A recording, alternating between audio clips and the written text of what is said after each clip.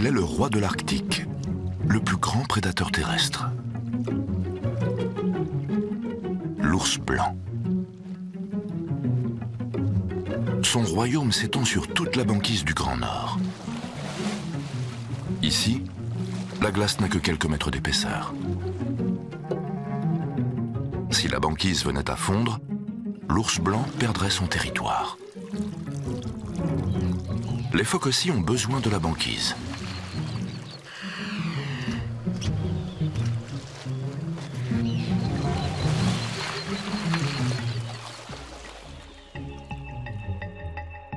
Mais pour eux, ces étendues ne sont pas sans danger.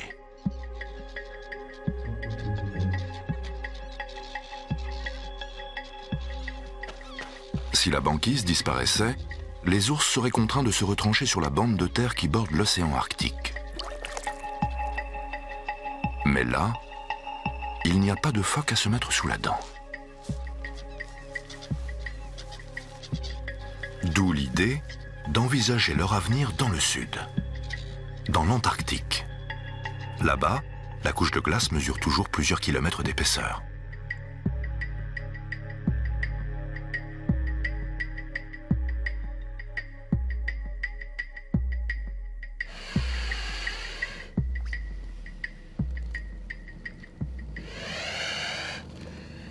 Le Spitzberg se situe à 1000 km du pôle Nord.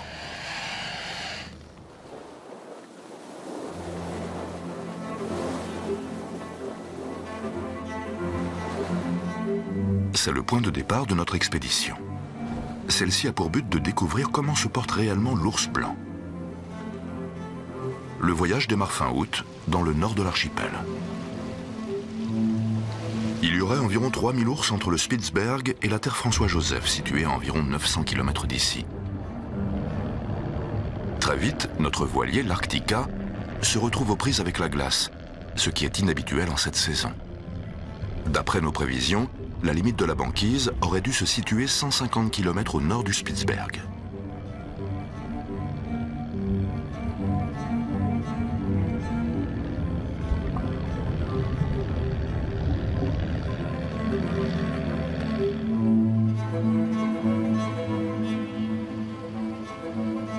Pendant que l'Arctica se ferait un chemin, nous sommes aux premières loges pour observer la faune locale.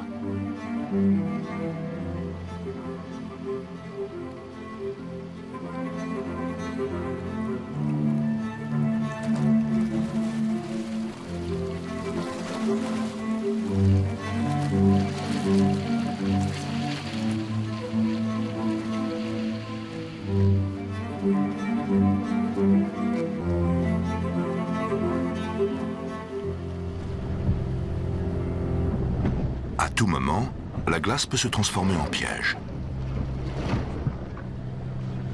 Heinrich Egenfellner, le propriétaire du bateau, est soucieux. Cet été, rien n'est comme d'habitude. On avait choisi de venir à cette période de l'année car en général, il y a très peu de glace le long des côtes. Et là, dans la semaine, on a eu des vents du nord et au large de la côte nord, la banquise s'est reformée. On ne peut jamais rien prévoir. Si le vent du nord souffle pendant une semaine, la glace se reforme très vite, mais elle peut refondre aussi vite. Elle dérive avec le courant et avec les vents. Les blocs de glace peuvent ainsi dériver sur des milliers de kilomètres à travers l'océan Arctique. C'est pourquoi, même si les températures sont positives, la banquise peut se former. Les ours sont également de retour, comme en témoigne cette carcasse de phoque. Autour du Spitzberg, la banquise n'a pas reculé. Mais ce n'est pas le cas dans tout l'océan Arctique. Falk Manke, qui dirige notre expédition, sillonne le pôle Nord depuis une trentaine d'années. Il y a des changements, ça ne fait aucun doute. La couche de glace est devenue plus fine. Et puis elle se forme plus tard et elle fond plus tôt. Ce qui est dramatique, c'est le dégel progressif du permafrost. Tout va si vite, c'est effrayant. Ce n'est pas tant le dégel qui est effrayant, car après tout, cela a déjà dû se produire plusieurs fois au cours de l'histoire. Non, ce qui est dramatique, c'est que tout aille si vite.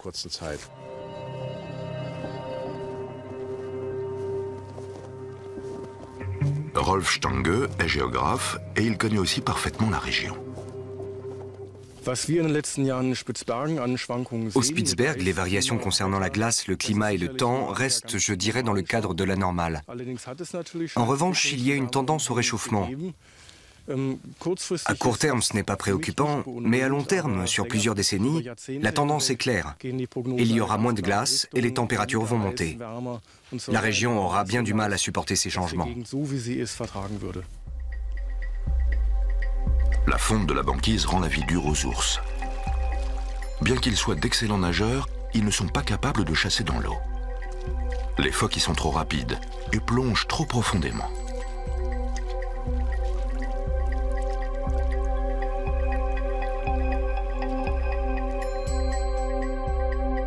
Des images satellites montrent que depuis plus de 30 ans, la calotte glaciaire qui recouvre l'Arctique en été diminue.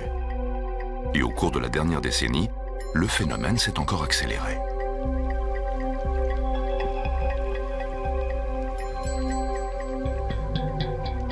Pour sauver les ours polaires, l'idée de les implanter dans l'Antarctique suit son chemin. Près du pôle Sud, les températures sont toujours plus basses qu'au pôle Nord. Et les proies abondantes permettraient aisément aux ours de se nourrir.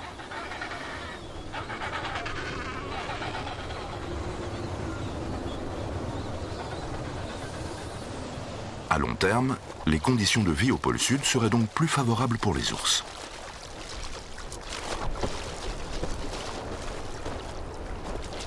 Mais un tel changement d'environnement est contre nature et donc très controversé.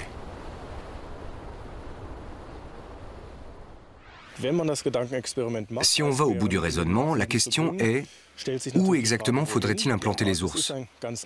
L'Antarctique est différent de l'Arctique. À supposer qu'on installe les ours au cœur du continent, ils n'auraient aucune chance de survie. C'est un désert de glace sans vie.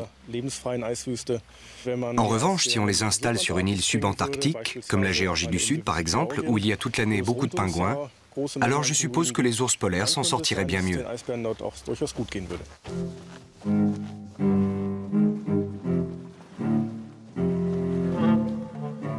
Retour au Spitzberg. Jusqu'à présent, personne n'envisage sérieusement de transplanter cette famille d'ours dans l'Antarctique. Leur environnement actuel leur convient parfaitement. Le problème, c'est que la femelle et son petit ne sont pas seuls.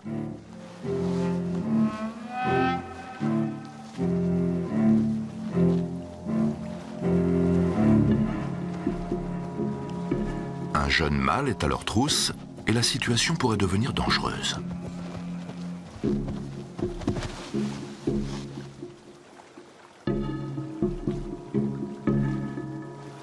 La femelle évalue la situation.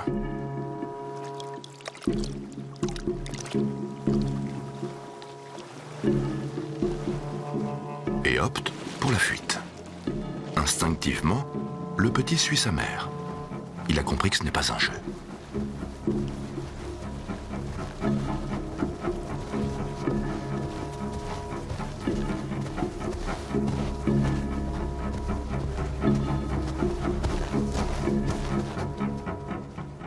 Les ours blancs n'ont pas de prédateurs, excepté leurs propres congénères. Le mâle en a probablement après le petit. S'il l'attrape, il le tuera et le mangera. Après, il essaiera de s'accoupler avec la femelle. Ce comportement n'a rien d'inhabituel chez les ours blancs.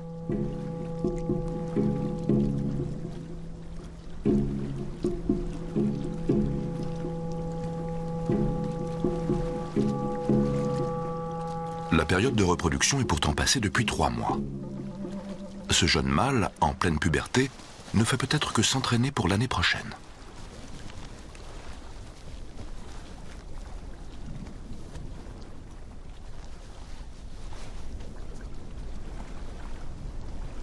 Le danger est écarté. Mais un autre, bien plus sérieux, menace tous les ours de la région. La destruction de leur habitat du fait du réchauffement climatique.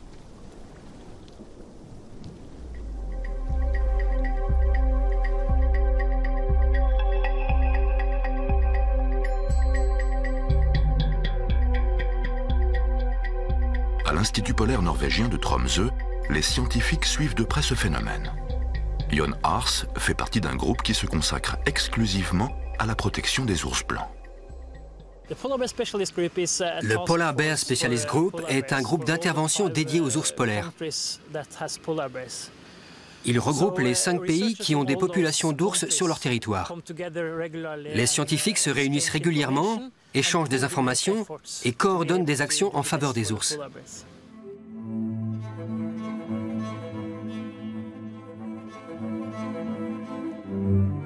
Nous poursuivons notre expédition à bord de l'Arctica.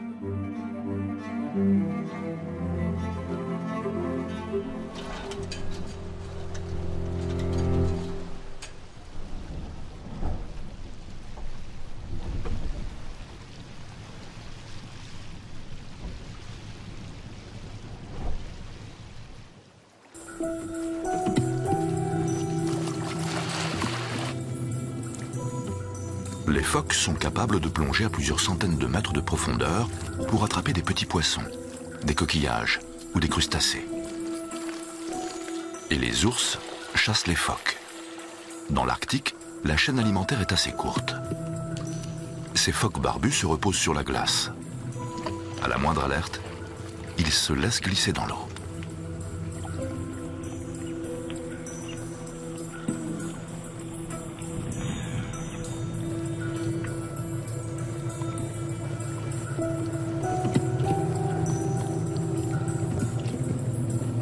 L'ours n'a aucune chance et le phoque le sait.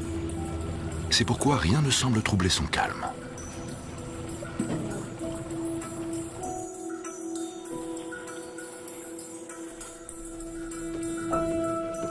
Les phoques sont des mammifères. Leurs petits naissent au printemps sur la glace. Ils sont alors une proie facile pour les ours.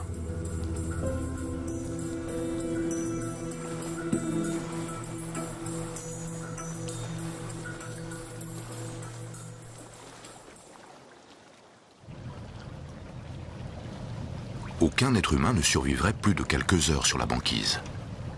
Mais les ours y sont parfaitement adaptés.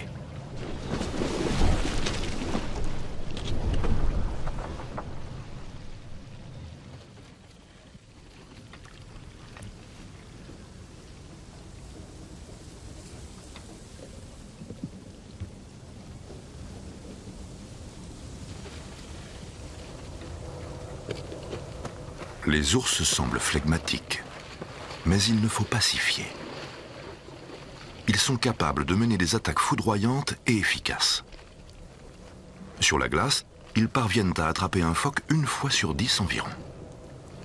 Durant les périodes fastes, les ours ne se nourrissent que de leur graisse, abandonnant la chair aux mouettes et aux renards polaires.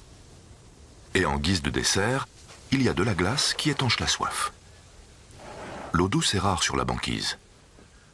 Les jours plus doux, la glace fond un peu et forme de petites flaques d'eau.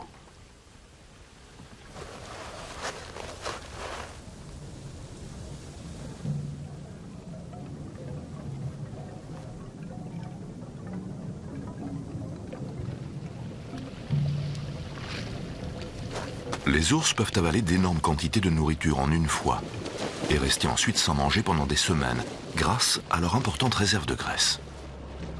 C'est la preuve d'une parfaite adaptation à leur environnement.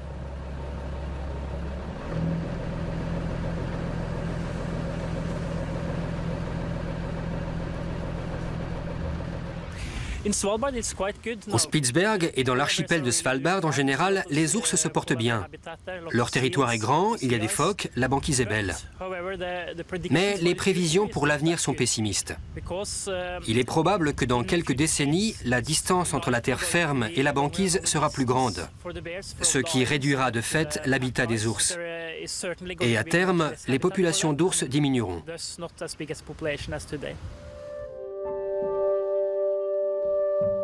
Si la banquise devait un jour disparaître, les ours ne pourraient plus chasser et leur nombre diminuerait. La logique est imparable.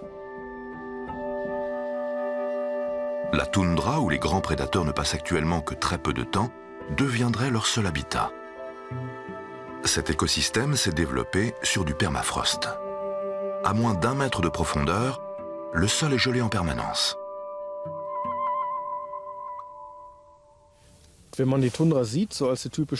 À première vue, la toundra, qui est la végétation typique de l'Arctique, a tout d'un milieu hostile.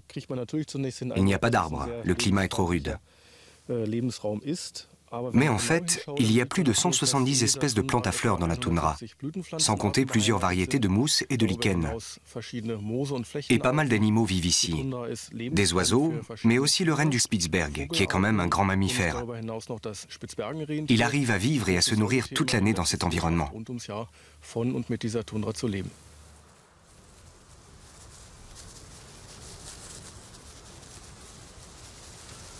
Les ours pourraient chasser les rennes, qui sont nombreux ici. Car en plus d'être d'excellents nageurs, ils sont de bons sprinteurs, mais seulement sur une courte distance. L'effort physique intense provoque chez eux une hausse de la température interne. C'est pourquoi leur technique de chasse est plutôt basée sur la surprise et non sur la poursuite.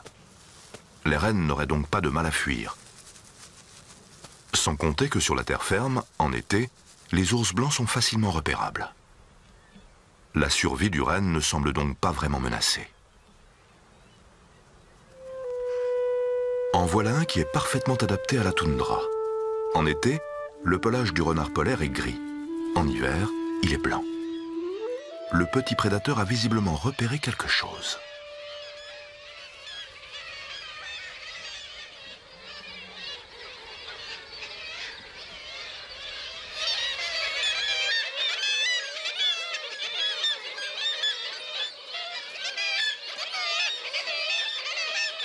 Le mois d'août touche à sa fin.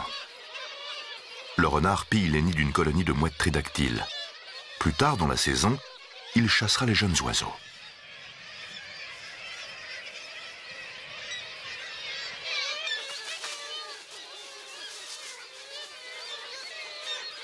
Quelques guillemots de bruniche couvent leurs petits. Ils sont en retard. La plupart des guillemots ont déjà entamé le grand voyage vers le sud. Bientôt, ces jeunes se jetteront de la falaise pour leur premier vol. Une épreuve parfois fatale pour les jeunes oiseaux.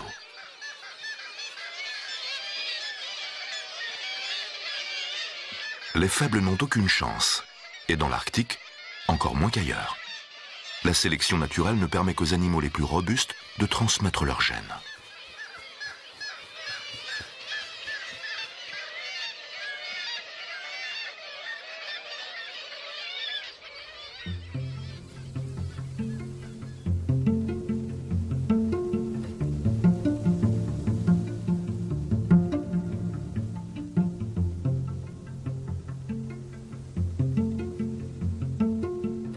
Notre voyage s'apparente à une quête, celle de la glace, en mer et sur terre. Près des 2/3 du Spitzberg sont recouverts de glaciers.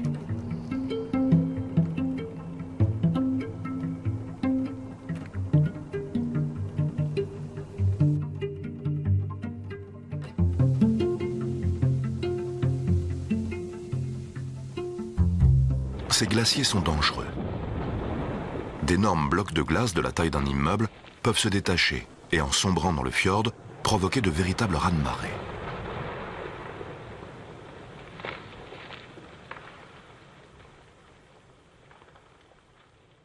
Cela fait 14 ans que je sillonne le Spitzberg. J'ai toujours observé les glaciers. À l'échelle d'un glacier, 14 ans, ce n'est pas beaucoup. Mais j'ai quand même pu observer quelques changements. Je connais des glaciers qui, dans ce laps de temps, ont reculé de plusieurs kilomètres. Paradoxalement, certains glaciers, même s'ils reculent, grandissent. En fait, le volume de glace qui s'est formé à leur surface est plus important que le volume qu'ils ont perdu en fondant ou en se brisant.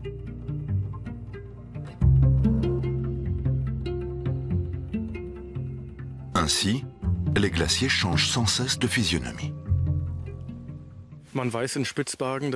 On sait qu'au cours des derniers millénaires, la plupart des glaciers du Spitzberg étaient plus petits qu'aujourd'hui. Puis ils ont avancé et aujourd'hui ils reculent à nouveau. On pourrait en déduire que le recul va à nouveau ralentir, mais c'est le contraire qui se passe. Et c'est là que la question du changement climatique intervient.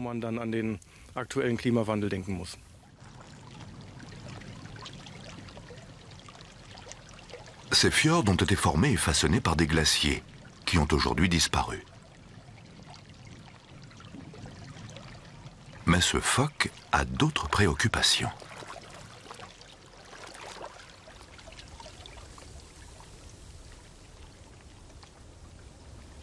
Un ours fait un petit somme à quelques mètres de là.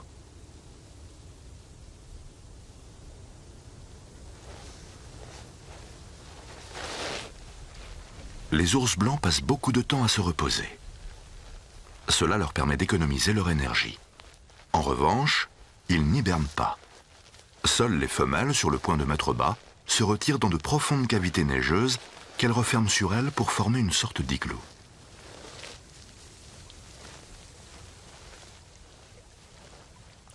Le phoque sait que dans l'eau, il ne court aucun danger.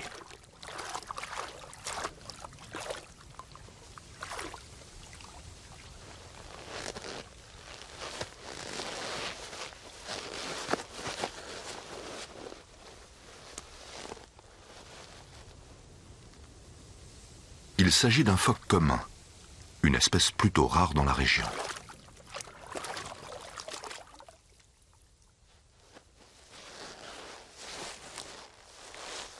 L'ours entre en action.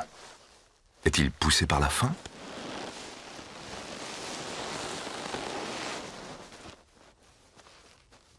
Apparemment, non.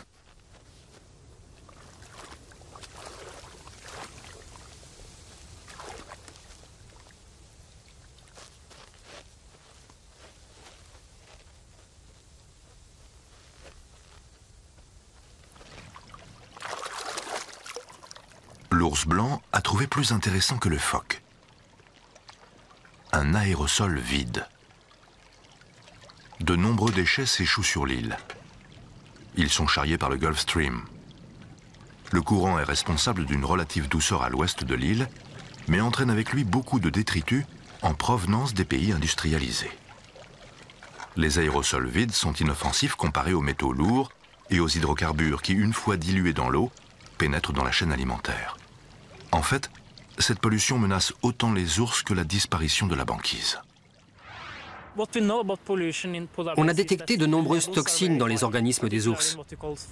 C'est surtout vrai pour les toxines liposolubles. Nous craignons qu'elles n'affectent la reproduction et la survie de l'espèce. Nous n'avons pas encore pu démontrer la gravité de la situation.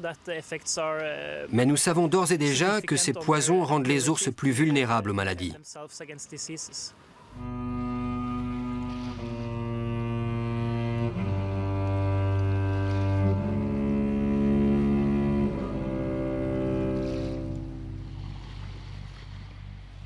Le morse est un cousin du phoque. Les mâles adultes pèsent jusqu'à 1,5 tonnes. Les morses vivent en colonie et restent longtemps au même endroit. Les défenses, qui peuvent atteindre 1 mètre de long, sont un signe extérieur de puissance. Elles peuvent devenir des armes redoutables lors des combats pour la place dominante au sein du groupe.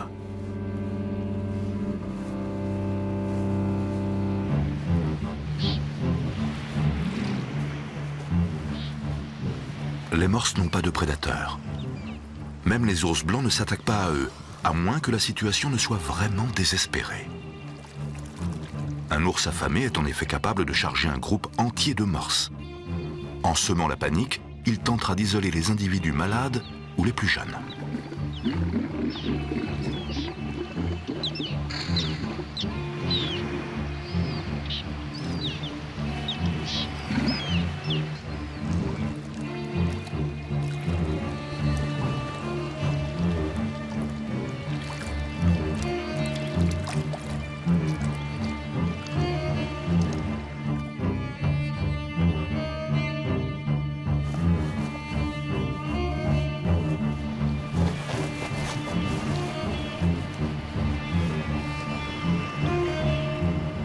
Les ours sont malins.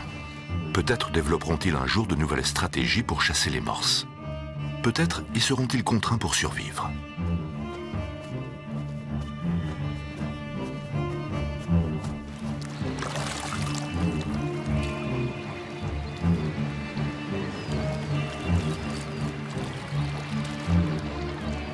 Les géants, eux, ne partiront pas.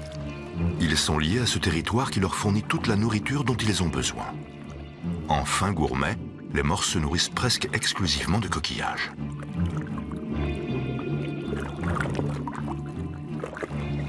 Ainsi, le changement climatique ne menace pas directement les morses. Mais il pourrait bien en être les victimes indirectes si un jour l'ours était contraint de les chasser.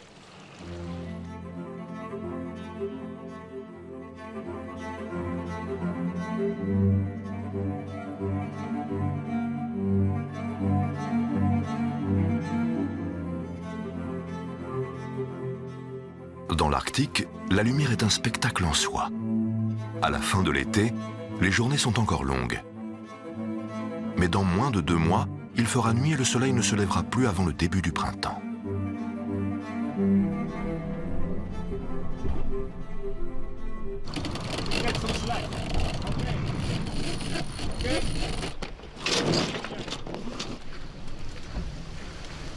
Le voyage se poursuit à l'est de l'île de Nordhaustlandet, le long d'une falaise de glace très abrupte qui s'étend sur plus de 160 km. L'île est presque entièrement recouverte par 2 glaciers très stables.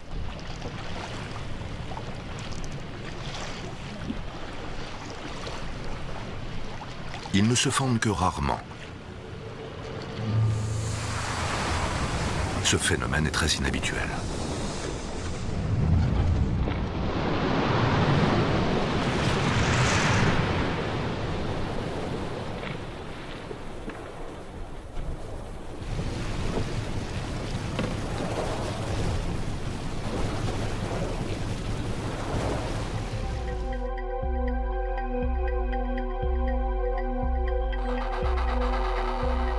Même s'il n'en est pas encore question, les ours polaires seraient capables de vivre dans l'Antarctique.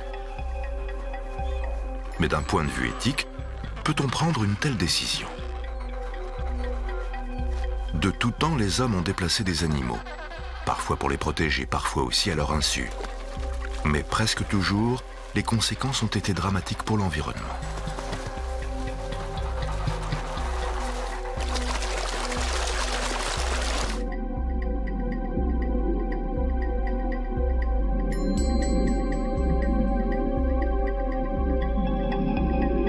L'Antarctique est le territoire d'un autre prédateur, le léopard de mer.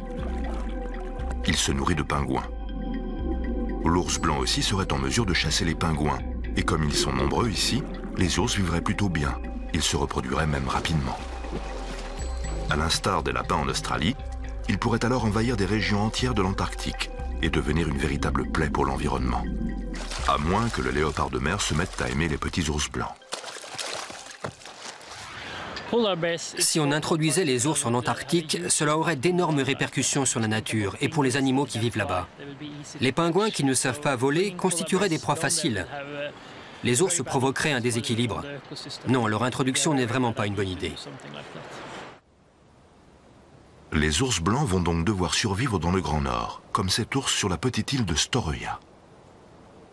Située à l'est de Nordhaustlandet, elle est presque entièrement recouverte d'un glacier. C'est un monde impitoyable, mais l'ours y semble à son aise. Il faut dire que la banquise qui entoure l'île attire de nombreux phoques.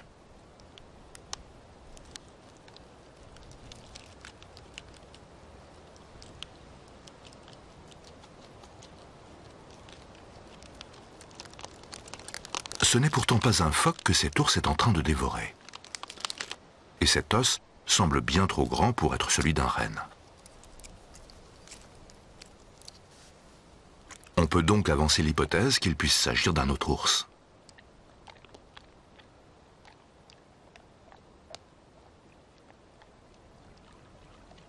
Pour en être sûr, il faudrait analyser les os.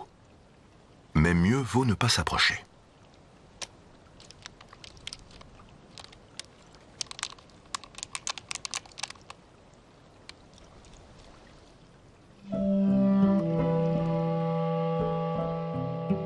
Un eider à duvet a abandonné son nid.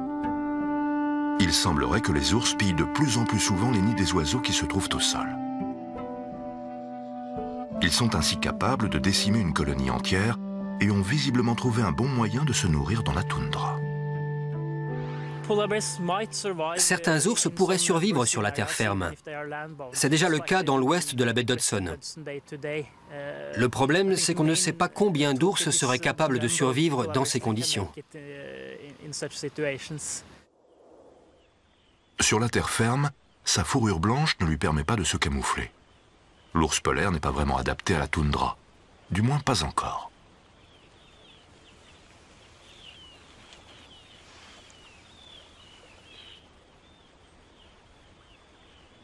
Cette femelle mange des plantes, des fibres qui font travailler son système digestif. Les ours y ont recours quand ils sont privés de viande pendant une longue période. Le phénomène n'est pas nouveau, mais pour cette mère, la situation pourrait devenir critique, car elle a besoin de beaucoup d'énergie pour allaiter son petit.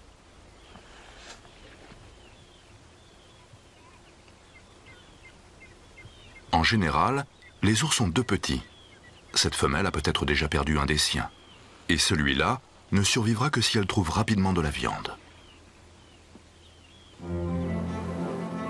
L'Arctique est une région dure et sauvage, magnifique mais extrêmement fragile. Ici, la nature met du temps à panser ses plaies.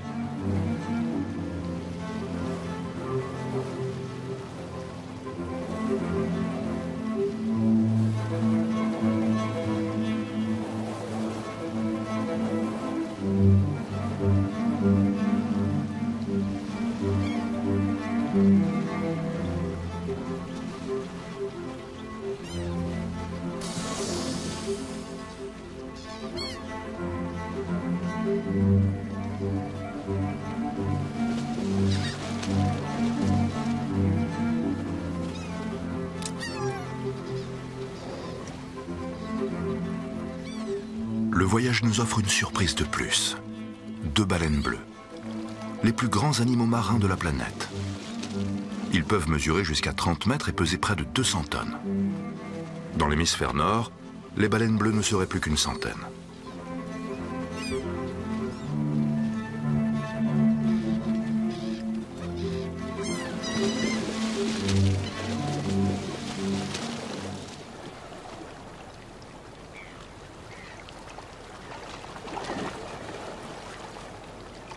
Ces images ont été tournées 1 an plus tôt, lors d'une précédente expédition. Nous avions trouvé la dépouille d'un rorqual qui a nourri de nombreux ours pendant l'été. Par moments, ils étaient jusqu'à 14 à partager le festin, ce qui est très rare, car les ours sont des animaux solitaires.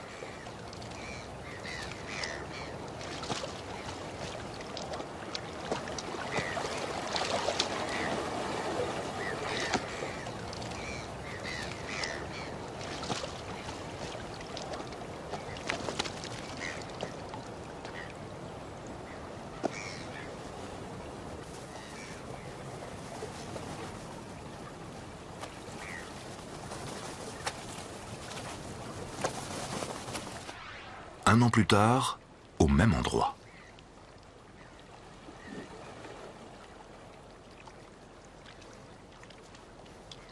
Cet ours joue avec une dépouille animale à l'endroit exact où la baleine s'était échouée. Mais où est passée sa carcasse?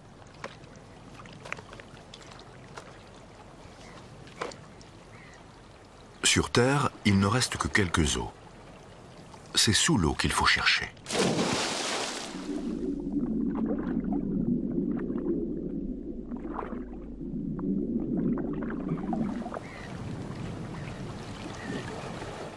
L'eau froide a même conservé un peu de graisse sur les vertèbres.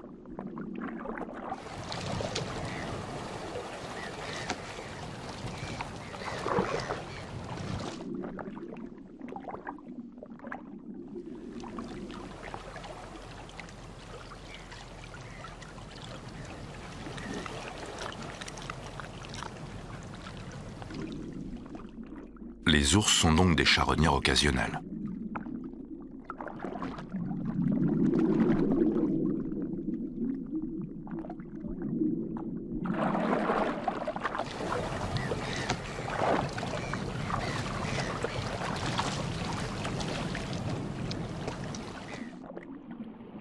Les animaux ont remarqué la présence de notre caméra. Ils s'approchent, curieux.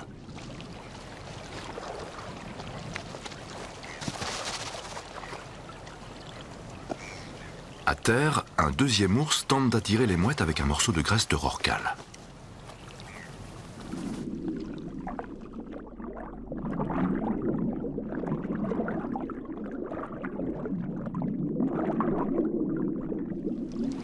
L'ours est rusé. L'oiseau se fait prendre au piège.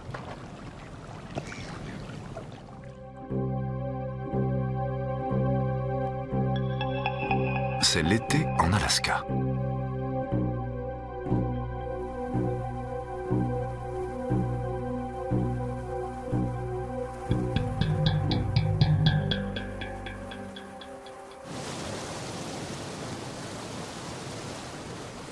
Beaucoup de grands mammifères vivent dans la toundra arctique. Élans, moutons, chèvres, caribous, bœufs musqués. La végétation, plus dense qu'au Spitzberg, nourrit aussi quantité de petits animaux.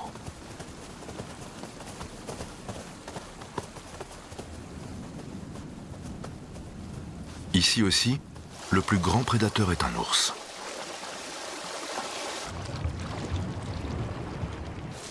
Les grizzlies appartiennent à la famille des ours bruns. Ils doivent leur nom aux teintes parfois grises de leur fourrure. En été, les grizzlies se nourrissent des nombreux saumons qui remontent les cours d'eau dans la région. Ce grizzly a une fourrure particulièrement claire.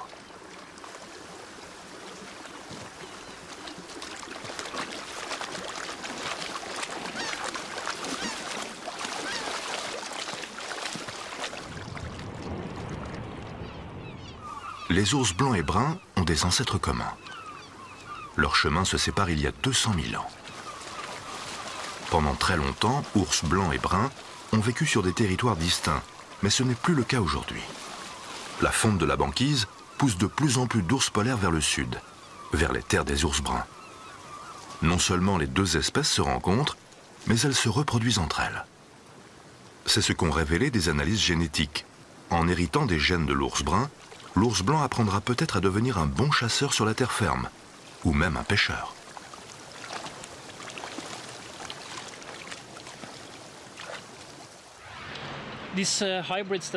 D'un point de vue biologique, les croisements entre ours polaires et ours bruns sont intéressants. Et comme on rencontre de plus en plus d'ours blancs et bruns sur un même territoire, ils tendent à se multiplier.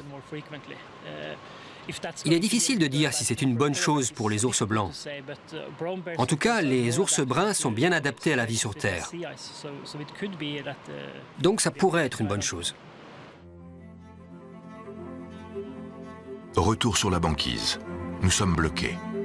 Après avoir contourné l'île de Nordøstlandet, nous avons voulu aller plus au nord. Mais c'est impossible. Dans l'Arctique, c'est la nature qui décide.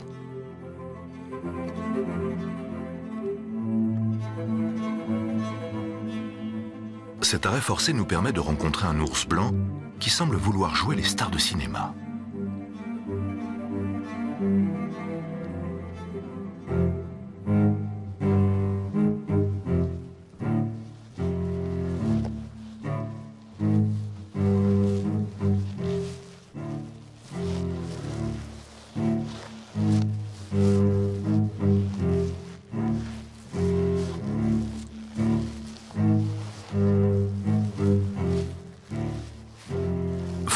Que le chef de notre expédition s'étonne de cette rencontre. C'est incroyable le nombre d'ours blancs qu'on a croisés en si peu de temps. Et ils sont tous bien nourris. Au cours de mes voyages précédents, ça ne m'était jamais arrivé. Là, je n'ai pas vu un seul ours vraiment affamé ou amaigri.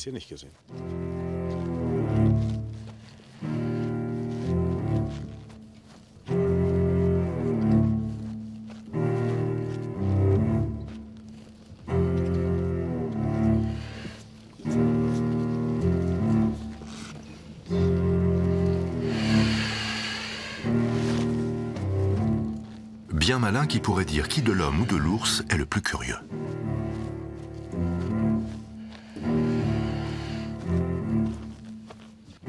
L'animal ne montre aucune agressivité. Il ne se sent pas menacé. Les humains ne sont pas à son menu. Malgré tout, la situation est extrêmement risquée. Il suffirait de très peu de choses pour que l'ours s'énerve et passe à l'attaque. Et en un saut, il serait sur le pont.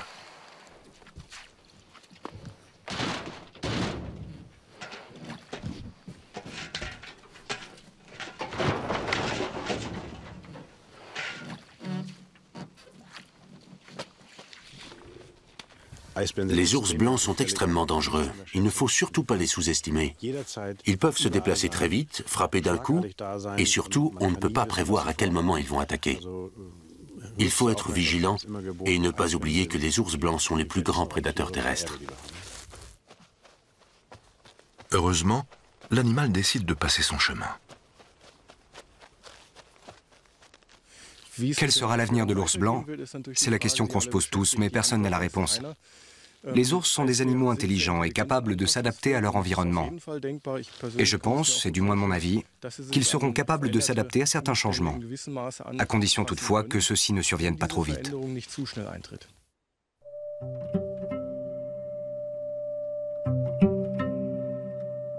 L'Arctique est en train de changer. Et même si au Spitzberg, les changements sont un peu moins perceptibles qu'ailleurs, les ours sont en train de développer de nouvelles stratégies de survie. Il est probable qu'un jour, ils sauront même se débrouiller dans un milieu sans glace. Ce sera peut-être le cas des petits-enfants ou arrière-petits-enfants de cet ourson.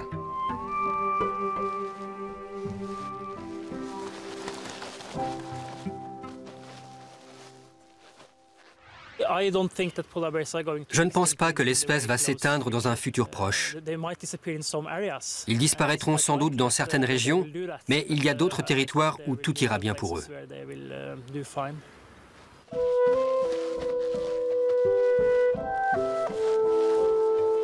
Ainsi, le maître du Grand Nord a un avenir. Sa capacité d'adaptation n'a jamais cessé de nous surprendre. Mais il ne faut pas que les hommes y voient là un passe-droit pour continuer à détruire son habitat. Il faut aider les ours blancs, non pas en les envoyant au pôle Sud, mais en préservant leur territoire.